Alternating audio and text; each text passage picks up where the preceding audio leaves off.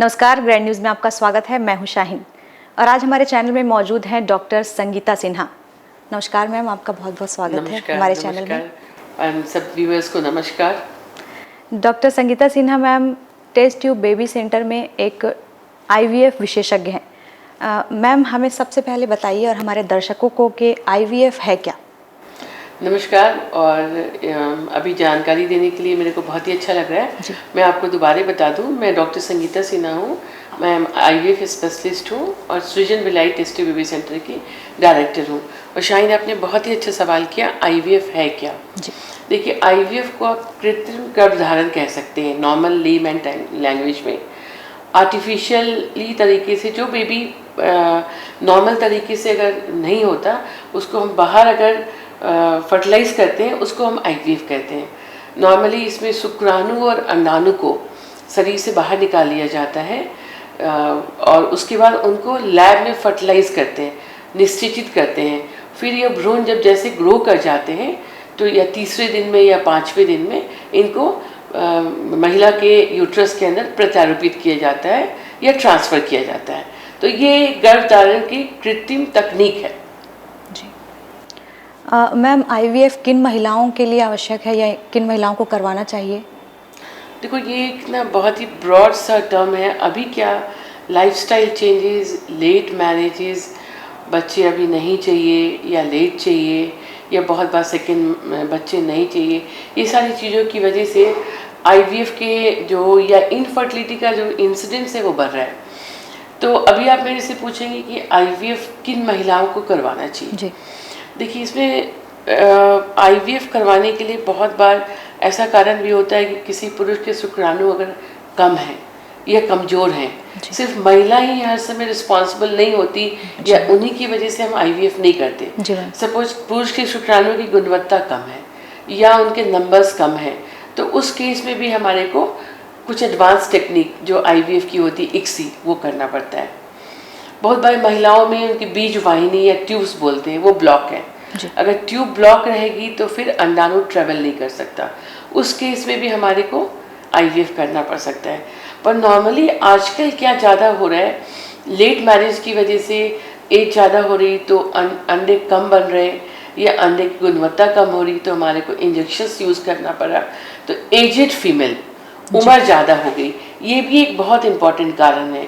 इसके अलावा बहुत सारी मेडिकल चीज़ें लाइक एंडोमेट्रोसिस, ट्यूबरकुलोसिस, बहुत बार आपके ओवरी में रिजर्व बहुत अच्छा नहीं है, इन सब कारण से IVF करना पड़ता है।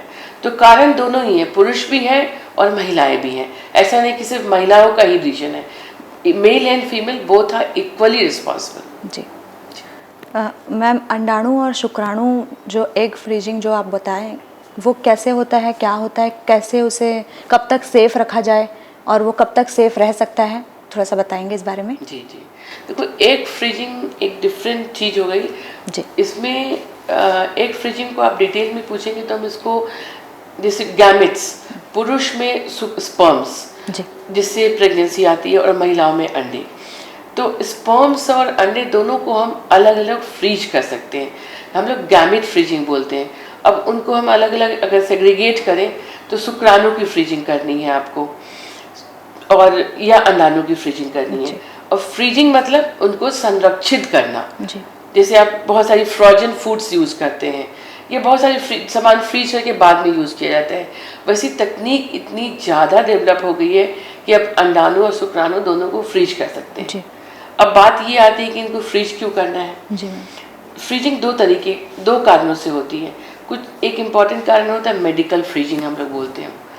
अभी देखिए, अगर अक्टूबर हम लोग breast cancer awareness month celebrate कर रहे हैं, डेफिनेटली कैंसर का नाम सुनते ही घबराहट होती है किसी को। पर ऐसा नहीं है कि हमारा समाज कैंसर से अछूता है और घर में कैंसर नहीं होते, भगवान न करे किसी को हो।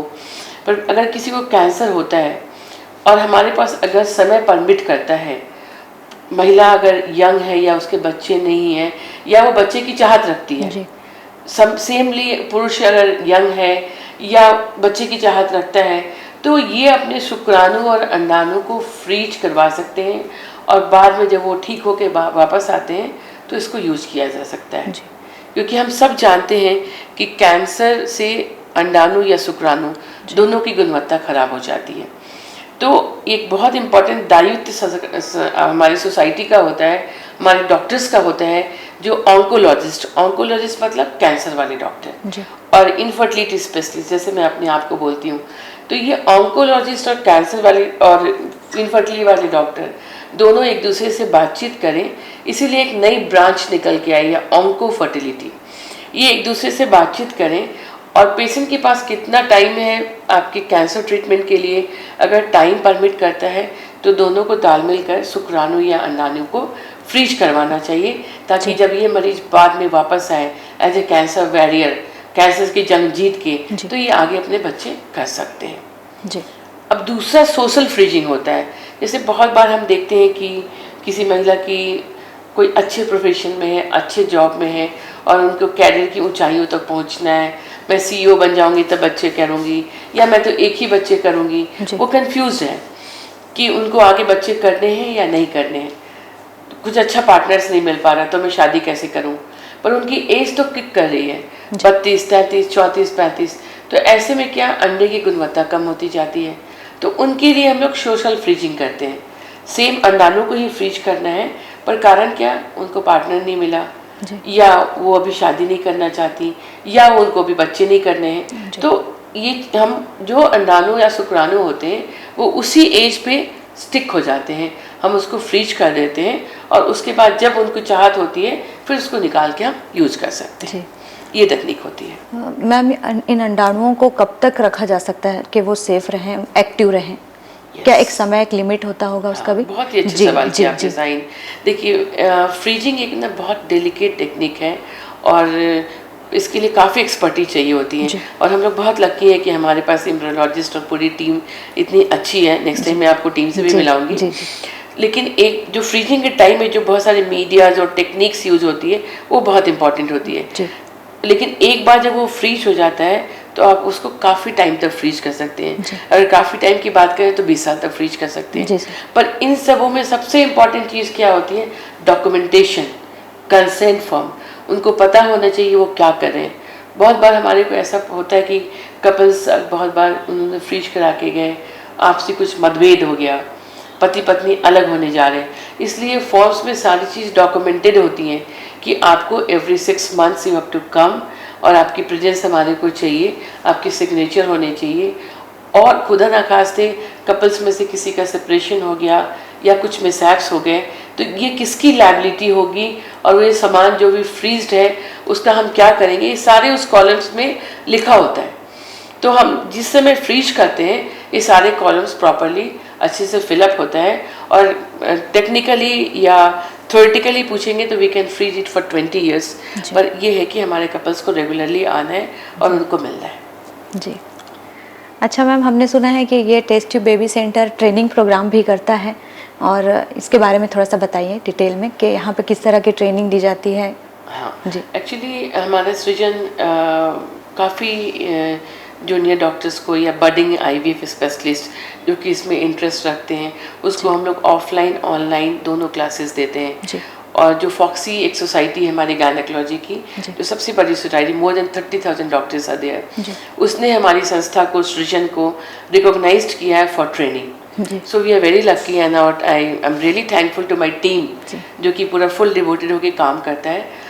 और हमारे रेगुलर इंस्पेक्शंस होते हैं, ये सारी जो इसकी जो गाइडलाइंस होती हैं वो फॉक्सी मुंबई से ही आती है जहाँ पे हेड ऑफिस है, और हम उसी को फॉर्मुलेट करते हैं। और इसमें हमारे को 15 days का कोर्स भी है, 2 weeks का भी है, हम फेलोशिप भी प्रोवाइड करते हैं। एंड हमने काफ़ी I think more than 50 gynaecologist को ट्रेन किया है, and I think more than that, because COVID time में हमने ऑफलाइन क्लासेस भी स्टार्ट करी, तो मोर देन 50 गायनेकोलॉजिस्ट को ट्रेन किया, and we really feel privileged because sharing knowledge is a very important thing, and I believe when I share the knowledge I really learn a lot। जी, बहुत बढ़िया ma'am, thank you. और इस context में आपको मैं बताऊं, अभी अल्लाह की कंचन इज हियर। ये है डॉक्टर कंचन जो कि सृजन टेस्ट ट्यूब बेबी सेंटर में एक ट्रेनिंग प्रोग्राम के लिए आई थी। मैम, आप अपना अनुभव बताएंगे थोड़ा हमें? सबसे पहले तो मैं अपने आप को इंट्रोड्यूस कर दूं। मैं doctor Kanchan, MS in option gynae and मैं यहाँ आई हूँ अपनी फेलोशिप कोर्स को कंप्लीट करने के लिए, जो कि मेरी 6 मंथ की फेलोशिप है ART में। एंड मैं बहुत खुश हूँ एंड इनफैक्ट मैं बहुत लकी हूँ कि मुझे संगीता मैम जैसे मेंटर मिली, जिन्होंने हर लेवल पे मुझे गाइड किया। She was so loving, caring and supportive. I am really lucky enough that I got Sangeeta ma'am. मुझे बहुत अच्छा लगा, यहाँ के स्टाफ, यहाँ के लोग, यहाँ एम्ब्रियोलॉजिस्ट हमारे, वो सब इतने फ्रेंडली, इतने कोऑपरेटिव थे कि मुझे लगा ही नहीं कि मैं अपने स्टेट को छोड़ के कहीं बाहर आई हुई हूँ। So I will definitely recommend my friends and colleagues that they should come and experience here and add one of the feather in their wings. So जी मैम, I am हम very much happy enough and satisfied here. तो ये थी doctor Sangeeta Sinha ma'am, जिन्होंने हमें IVF के बारे में बहुत ही गहराई से डिटेल बताया दर्शकों को और सुझाव भी दिए। मैम बहुत बहुत धन्यवाद आपका। धन्यवाद आपका और सारे व्यूवर्स का। I am very much thankful to you. और कुछ भी क्वेरीज हो आप हमारे फेसबुक पेज, वेबसाइट्स पे आ सकते हैं। And thank you all.